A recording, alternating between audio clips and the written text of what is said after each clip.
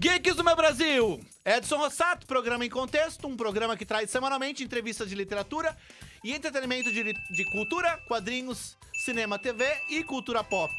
E, antes de mais nada, não se esqueça de se inscrever neste canal e ativar as notificações para não perder nenhum vídeo, porque é muito importante, ok?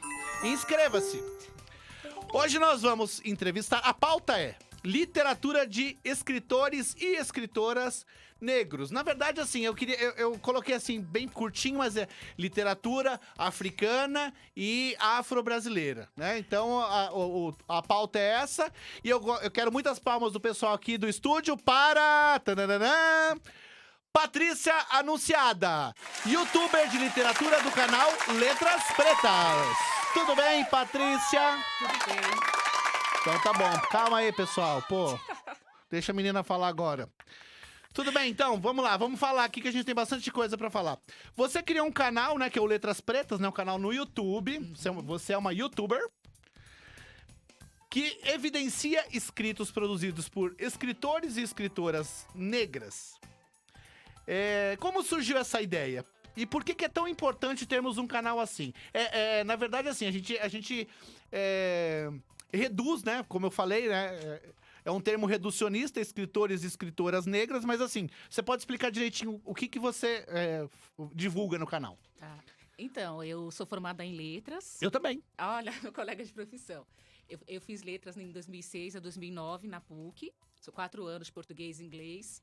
E assim, na nossa bibliografia não tinha escritores e escritoras negros. E a gente pegou aquela transição que surgiu a lei nova, que é 10.639, que torna obrigatório o ensino de história e cultura africana e afro-brasileira. Então, no último semestre da graduação, eu tive uma disciplina de literatura africana, só que foi de língua inglesa. E ali eu fiquei maravilhada. Eu conheci muita gente que eu nunca tinha ouvido falar em toda a minha vida, nem durante a graduação. Então, depois de um tempo... na minha graduação, não ouvi falar de ninguém. Pois Eu me formei em 2005. Então, é muito difícil. Até hoje, é uma luta ainda. Até pela questão... Até professores negros, se for pensar, durante 4 anos eu tive um professor negro. E ele deu uma disciplina chamada Relações Étnico-Raciais. Então, assim, é uma coisa bem direcionada. Eu tive um professor negro, o nome dele é Ilunga Kabengele. Um grande abraço pro Ilunga. Ele nasceu no Congo. Nossa, Kabengele, não acredito, que inveja. Ele nasceu no Congo e ele me dava aula de latim. Tive 1 ano de latim com ele. Nossa. Um professor, assim, fantástico. Eu amo Kabengele. Você conhece ele? Eu já fui num evento com ele lá na Com o meu USP. professor? Sim. Ah, você tá de Eu sou brincadeira. apaixonada por ele. Eu tenho Ele é um todos os amor livros, de ele é pessoa. maravilhoso. Um amor de pessoa. Então, foi o único professor que eu tive que...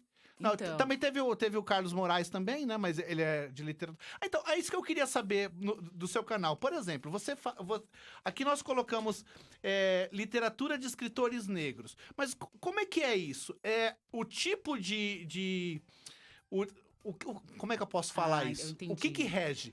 São as matrizes africanas das histórias ou simplesmente o fato dele ser negro? Não, eu tento juntar as duas É coisas. isso que é pra gente diferenciar. Não, eu tento juntar. Às vezes vai ter até, chama letras pretas, mas vai ter autores brancos. Porque o que impera é a temática. Então, se a pessoa trata da questão da cultura africana, afro-brasileira, da questão do negro na sociedade de uma forma positiva, o objetivo é esse, não é exatamente a cor da pele do autor. Porque Pierre Verger, ele não era negro. Exatamente. E Pierre Verger, ele colocou no papel muito do folclore africano que era oral, não era isso? Isso mesmo. Não sei se estou falando do besteira. Não tá, mas o objetivo é esse, é trazer esses escritores para a gente usar na sala de aula, porque o meu foco é sala de aula. Como eu sou professora, eu tive muita dificuldade para encontrar esse material. Hoje em dia, um pouquinho mais acessível, mas, por exemplo, a maior parte do material que eu tenho eu encontro na feira da USP, porque vou editoras do Brasil todo. Mas tem editoras que não tem aqui em São Paulo, então você precisa encomendar. Somente autores africanos, muitos nem vêm para o Brasil. Então, assim, acaba sendo difícil. A gente quer divulgar a obra desses autores. Felizmente, agora, como tem essa lei, que é um absurdo a gente precisar de uma lei, né, para inserir autores negros no currículo da escola. Então, como tem a lei, agora os eventos literários estão começando a chamar os escritores e escritoras africanos. Na Flip agora teve bastante. Então, assim, é um movimento que está começando. E como funciona o seu canal? Você pega um livro e fala, hoje vamos falar sobre esse livro, ou esse autor, ou sobre essa temática? Como que é? Eu vi o último vídeo que você lançou até ontem, que agora, nossa, me fugiu. Me fugiu, mas você lançou ontem um vídeo sobre um livro que você ia discutir que tinha alguma coisa a ver com transgressão. Ensinando a Ah, transgredir, tá, isso isso, eu mesmo. sabia que tinha uma coisa assim. E aí, como é que é isso? Você pega um livro e divulga? Então, eu começo a ler, a gente de letras é meio chato, né? Então, eu chego lá no metade, no final do livro, eu penso, acho que esse livro vale a pena. E esse livro eu gosto muito porque ele dialoga muito com o Paulo Freire, com a pedagogia da autonomia, a pedagogia do oprimido. Então, é um livro que eu li faz uns 5, 6 meses. Aí eu pensei, não, vale a pena, porque como o foco é para professores, muitas vezes o professor não está preparado para trabalhar com esses temas. Até porque na nossa formação a gente não teve. Então você precisa correr atrás de curso extracurricular, e a maioria não tem tempo. Então eu quis, na verdade, com o canal, encurtar um pouco esse tempo, porque eu fiz curso na USP, eu fiz vários outros cursos online, já muitos cursos em outras universidades fora de São Paulo que eu queria ter feito, porque se a gente for procurar mesmo dessa temática de literatura africana e afro-brasileira, mesmo na USP, assim, é uma coisa bem esporádica, semestral, ou você tem que fazer uma graduação lá. Então, assim, para quem está fora da universidade, acaba sendo difícil chegar nesses autores. Eu tenho uma sugestão para você falar no seu canal, um autor, Hum. que inclusive eu trouxe no meu programa, a gente fala muito de Ah, quadrinhos eu no meu acho que eu sei programa. quem O é. Alex Mir, você conhece o Ah, Alex não, Mir? achei que fosse o Marcelo. O Alex Mir, ele faz uma série de quadrinhos chamados Orixás. E, então é Ah, mitologia africana em quadrinhos. ai, que legal, não Isso foi até conheço. foi distribuído 40 mil exemplares para escolas e tudo. Nossa! Então sugiro o Alex Mir. Ah, legal, Você bom vai gostar. saber, vou procurar. Você vai gostar. Bom, vamos lá então. Aqui a próxima pergunta que eu separei. Você fala de publicações de escritoras e escritoras negras, né? Contudo, em alguns vídeos também notei algumas pautas sociais, como o feminismo, né? Como a literatura pode combater o preconceito e ajudar a empoderar as minorias? Só um parêntese aqui, porque, por exemplo, eu não sei como tratar isso. Falar minorias, até coloquei entre aspas aqui, porque, por exemplo, falar sobre feminismo. As mulheres não são minoria. Como é que eu É, trato isso? Não é minoria. não é Como é que eu chamo? minoria. Mas é o termo, É, assim, mais didático para isso chama minoria porque socialmente é, é desprivilegiado, enfim. Mas realmente, é que nem é. negro no Brasil também, não é Não minoria, é é minoria também, maioria. né? Mas dá um bug mesmo na cabeça essa questão, assim. Mas é minoria pela questão dos direitos, do acesso. Entendi. Mas acho que era uma coisa que precisava ser revisitada, porque não é minoria, Não é né? mesmo.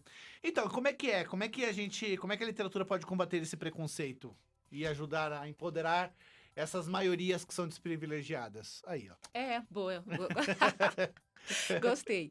Então, como eu trabalho desde o primeiro ao nono ano, o aluno, a gente percebe como o preconceito é uma coisa que está muito embrincada, parece que está grudado na gente. A criança chega no primeiro ano com várias questões. Então, não posso segurar a menina, não pode segurar a mão de menina, menino não pode segurar a mão de menino. Então, assim, chega na escola e a gente vai se deparando com cada questão que vem construída por causa da religião, por causa da família. E as crianças, elas chegam assim, com muitos preconceitos, e a gente mesmo se pega muitas vezes pensando, nossa, você faz um comentário, você fala, caramba, olha, isso daqui que eu falei foi um pouquinho complicado, né? Então, a literatura, ela ajuda a revelar o problema, porque a gente não pode omitir, né? Que é o que foi feito durante muito tempo. E agora, como tem mulheres negras, homens negros falando da questão do racismo, mulheres escrevendo falando na questão do machismo, você convida as pessoas para reflexão.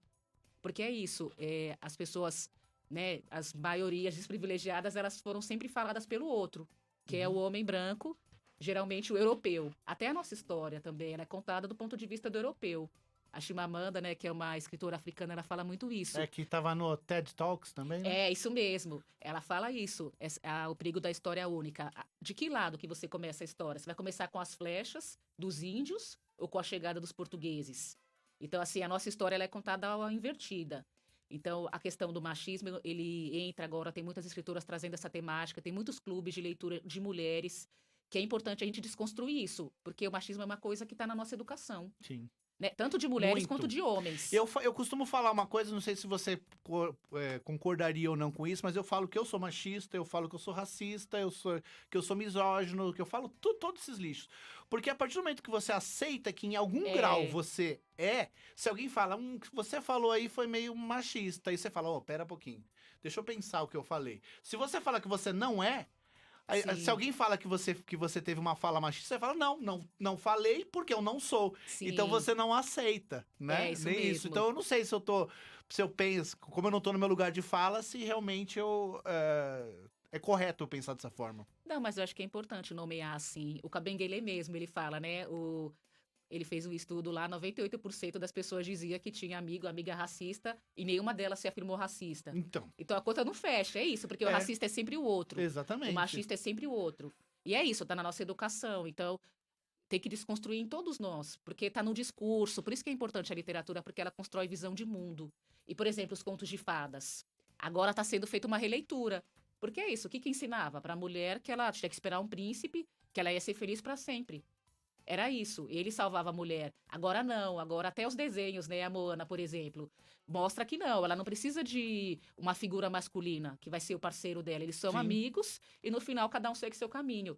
Porque a literatura ensina Não, muito. e tudo bem. E também os exemplos também, por exemplo, brinquedos, né? É, Quem diz que menino tem que ter carrinho, menina tem que ter boneca? sim. Que você tá passando para essas crianças, né? É, Então é meio complicado isso. É meio complicado. Eu acho que a literatura ajuda a quebrar bastante dessas coisas mesmo, né? Como é que você seleciona o conteúdo do canal? Eu até perguntei aqui. Quando a indicação de um livro passa na frente na hora de ser indicado? Por exemplo, eu vou falar esse aqui. Putz, não, mas esse aqui não. Esse aqui tem que ir antes. Como é que você seleciona esse conteúdo? ai, vai muito do momento, assim, eu fico antenada no que está acontecendo. Então, por exemplo, a gente está num momento mais delicado politicamente. Por isso que eu gostei de falar da Bell Hooks, porque a gente está precisando muito de emancipação. A gente reproduz muito discurso pronto. E é isso, é muito louco, né? A gente que lida com educação, assim, e é isso porque é isso. A gente não entende a base do pensamento. Ah, não, homem tem que vestir azul porque ele gosta de azul e ponto final, né? Então, o que eu penso, assim, é tentar envolver com alguma coisa que está acontecendo no momento. Então, tem a questão do empoderamento da mulher, tem a questão do racismo, do machismo. Então, mas na verdade eu escolho mais aquilo que me toca. Assim, aquilo que eu acho, puxa, isso daqui as pessoas deveriam conhecer.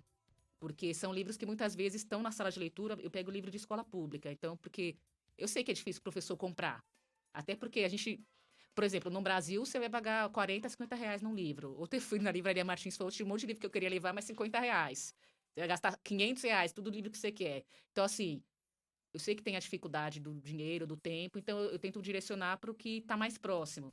Então, eu escolho o livro mais, assim, da sala de leitura que eu trabalho, que é fácil de encontrar em biblioteca pública, e da temática que está mais pulsando naquele momento, alguma coisa que está me incomodando, que eu penso, não, essa pessoa, ela precisa ser lida, ela precisa dialogar.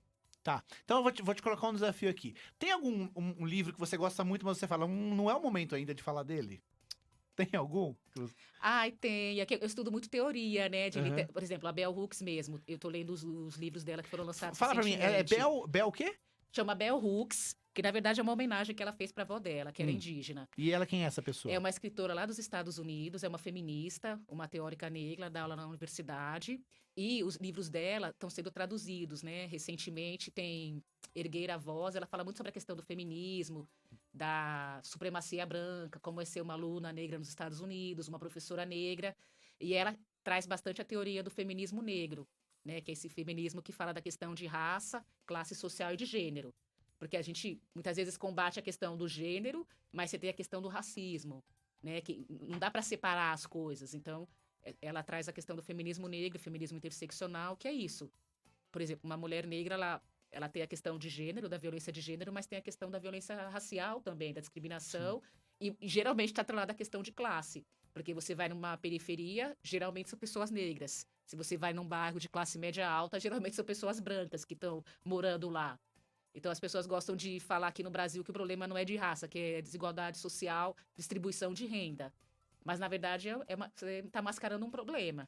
Que acho que é isso, o Brasil ele mascara muitas coisas. Então é esse, você tem que assumir. A gente tem um problema de raça, a população negra está em condições desiguais desde a época da escravidão. A mulher ela ainda recebe menos que o homem, mas as pessoas falam isso. Ah, mas eu não tenho empresa, não sou eu responsável por isso. Mas a gente está mantendo a roda. Ó, deixa eu te fazer uma pergunta aqui. É, como eu te falei, eu vou falar o lugar de fala que eu estou, né? E você Uhum. me ajuda a completar. Então, eu estava perguntando aqui para você como a literatura pode combater o preconceito e ajudar a apoderar a maioria desfavorecida e desprivilegiada. Quando eu tenho 41 anos. Quando eu tinha mais ou menos uns 15, uns 10, 12, 17, assim, eu me lembro de racismo com o outro. Eu enxergava o racismo com o outro. Hoje, com 41 anos, eu quase não vejo isso, da minha visão. Uhum.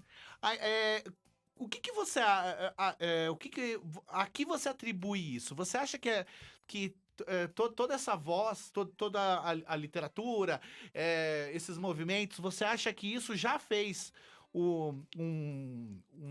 já teve um grande resultado ou a gente ainda não chegou numa coisa, um mínimo satisfatório?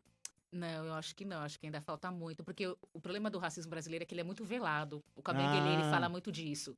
Porque, assim, ele fala que o racismo, as pessoas gostam de dizer, né? O racismo está nos olhos de quem vê. Então, se eu, por exemplo, passo por uma situação de racismo, com um professor na universidade, por exemplo, muitas vezes isso é atribuído a uma culpa minha. Eu não soube interpretar.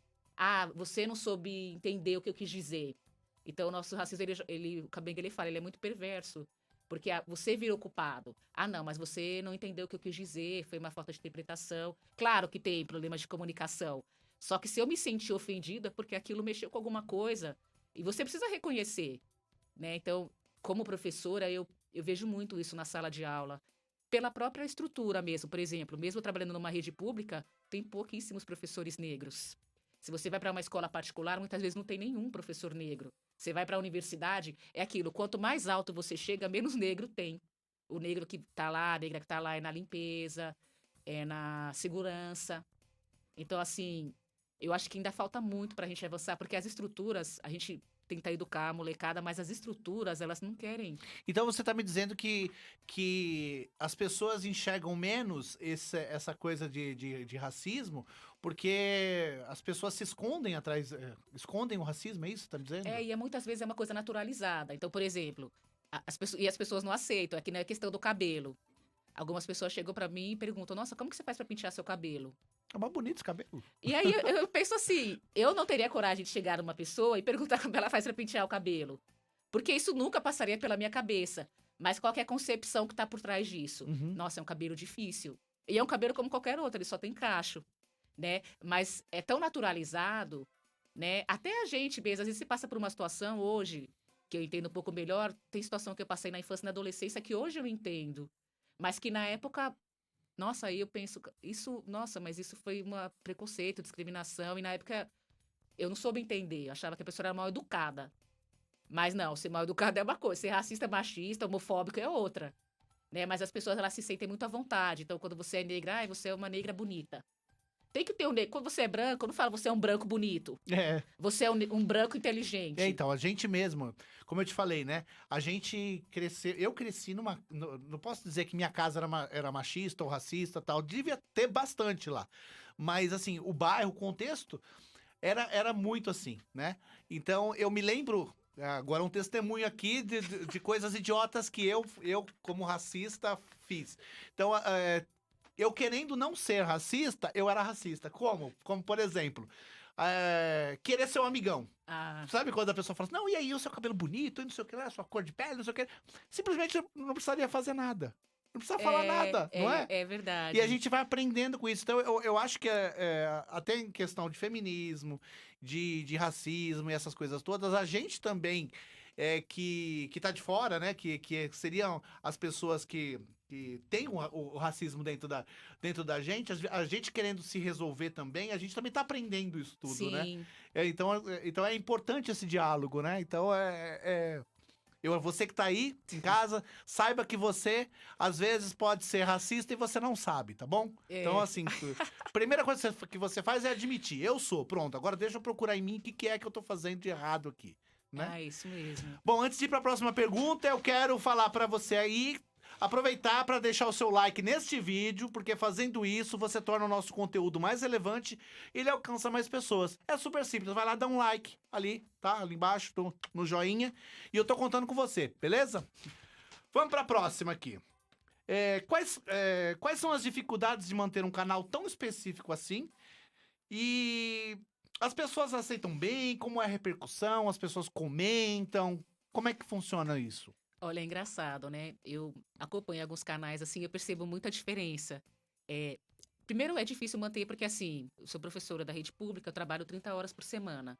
Então, a jornada Pra que que eu cumpro idade na sala de você? aula, do primeiro ao nono ano, Do primeiro de ao nono ano? 6 a 13, 14 anos. Que paciência. É, então, eu tenho 22 turmas, são 30 aulas por semana.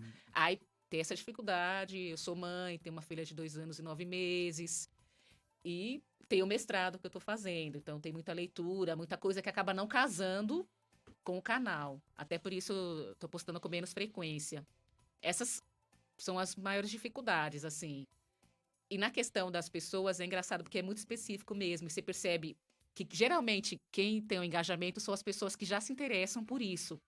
Mas, por exemplo, é difícil você atrair um público que não está acostumado a ler autor negro, que não tá assim, ah, não, eu vou pegar, eu quero conhecer mais literatura africana e afro-brasileira. Até por causa da formação, a gente, por exemplo, para as pessoas é muito mais relevante eu tratar de um clássico, né? Por exemplo, na escola ali muito Machado de Assis, José de Alencar. Então, o canal eu tento tornar mais específico porque assim, tem coisa que já está É saturada. engraçado, sabe o que é curioso? É você chegar no seu canal e falar assim, hoje eu vou no nosso canal de, de divulgação de escritores negros, vamos falar sobre Machado de Assis. E muita gente achar estranho, É, não é? é isso As mesmo. pessoas não ligam que Machado de Assis era, acho que É ele era mulato ou era negro, não lembro. negro mesmo, a Negro. mãe dele era negra. E aí o pai não assumiu e tudo. Então, assim, a mãe era negra, confundi com o Luiz Gama agora. Mas sim, a mãe era negra. Hoje eu fui na casa Mário de Andrade e, gente, ele também era negro. A avó materna, a avó paterna e materna eram negras. Ah, não sabia. É, e lá a Eu, gente eu viu o achava eu documento. achei até que ele tinha uma coisa indígena, porque ele tinha muita coisa com É indígena. verdade. Mas assim, fisicamente, ele tinha traços ou não? Porque. O traço mais era a questão do cabelo, o nariz um pouquinho grosso, o lábio mais sobressaltado, mas assim, é impressionante. Aí tá lá, né, o documento dele, o RG, eles colocavam a cor, tudo, um monte de É informação sobre mesmo. a pessoa, e branco. Mas assim, a avó materna e paterna eram negras, e ele é Nossa. lido como uma pessoa branca na sociedade brasileira, e ele sempre tratou da questão do negro com respeito. E o Machado também, é isso, um grande escritor, mas o Brasil, não sei, tem um grande problema, né, em assumir o Brasil ele quis embranquecer. Embranquecer.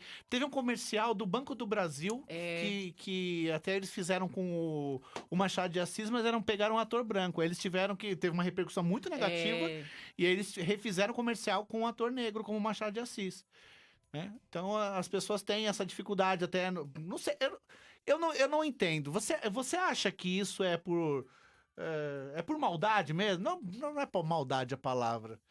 É, é, é, é- como eu posso falar? ai, não sei, eu acho que é É proposital, porque é proposital, isso. obrigado. O Era isso que eu Brasil queria quer saber. vender uma imagem que não é. A gente é É. misturado, a gente é miscigenado. Mas é muito louco, né? Quando, por exemplo, as novelas daqui passam em outros países, principalmente países africanos, tem gente que pergunta: não tem negro no Brasil?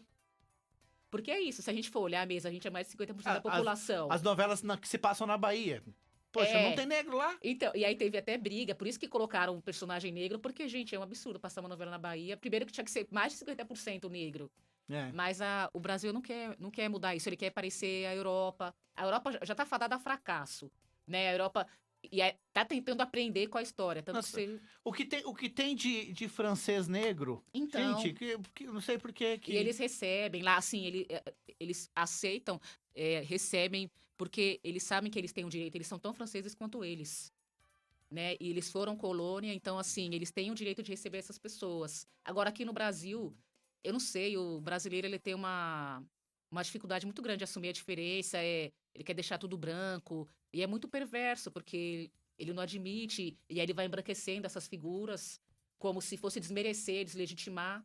Imagina, o Machado, né, um escritor maravilhoso, aí sim deveria reforçar o negro brasileiro.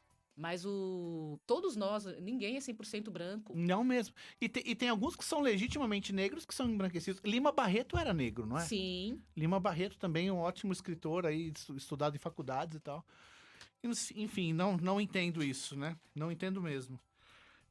Bom, eu perguntei da repercussão, né? Você estava falando que o pessoal é muito específico, né? Então, aí geralmente as pessoas que comentam são pessoas que já estão naquele meio, que já têm uma disponibilidade para estudar aquilo. Geralmente é pesquisador. Tem até algumas crianças, alguns alunos meus, mas, por exemplo, eu percebo que é menos aceito. Então, por exemplo, se for comparar um canal de literatura, porque eu, não, eu penso, como já tem um monte de gente falando de gente branca, de gente clássico, de livros que a gente estudou a nossa vida inteira, eu quero falar de gente que é super bacana e que muitas vezes fica no esquecimento, ou você vai numa livraria, você não acha o livro da pessoa, ou ele está escondido. Mas a gente. Aí vem naquela coisa de novo do brasileiro, ele querer aquilo que é europeu, ele querer aquilo que é americano. Ah, por que, que eu quero o africano? Por que, que eu quero o afro-brasileiro? Né? A gente tem muita dificuldade de lidar com a nossa própria história, talvez porque é um tapa na cara mesmo. Você lê, por exemplo, a Conceição Evaristo, que é uma das maiores escritoras negras, ela aponta num texto dela o machismo é muito explícito, o racismo é muito explícito, aquilo te comove e talvez seja isso, uma defesa do povo, porque é dolorido e as pessoas não querem assumir. Tá, vamos lá. A gente tá com pouco tempo, então vamos aqui para as duas últimas perguntas. Mas antes de mais nada, comente aqui embaixo o que você achou da entrevista, tá bom? E também me diga quais são os autores negros que você leu e você gostou. Não necessariamente pode ser o conteúdo do livro dele, ou então pode ser simplesmente porque ele é negro mesmo, só de raça, cor da pele, cabelo bonito e afins. E por aí. Bom, você vai participar do 11º Seminário Internacional Biblioteca Viva, Uhum. que vai falar sobre trilhas do conhecimento, leitura e literatura, né? O encontro vai acontecer no dia 5, 6 e 7 de agosto de 2019 e vai tratar do universo em transformação das bibliotecas, as novas influências trazidas da experiência digital, que no seu caso é o YouTube, o número crescente de booktubers, que é você, podcasts sobre livros e escritores, além da aproximação com os games e a tecnologia.